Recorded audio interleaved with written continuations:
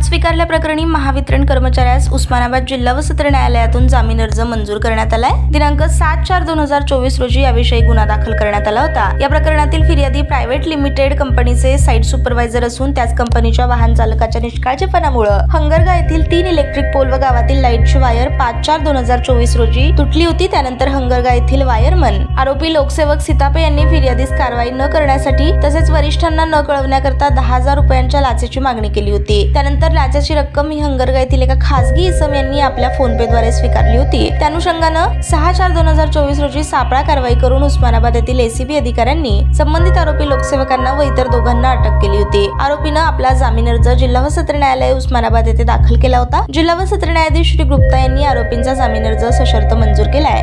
यात आरोपीतर्फे advocate Kadir Auti, advocate Yashwant Jadhav, advocate Omkar Patil, advocate Dattatray Kapure, advocate Nilesh Kattimani, advocate Sohail Rampure यांनी काम पाहिलं।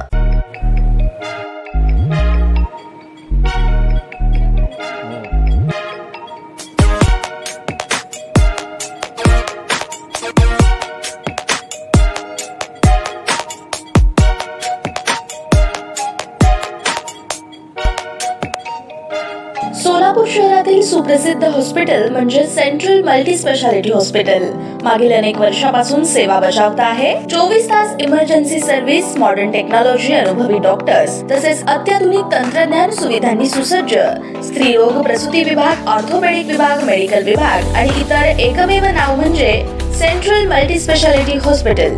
पत्ता गणेशपेठ शॉपिंग सेंटर, मंगळवार बाजार, सोलापूर। ताज्या बातम्या पाहण्यासाठी प्राईम महाराष्ट्र न्यूज चॅनलला सबस्क्राईब करा।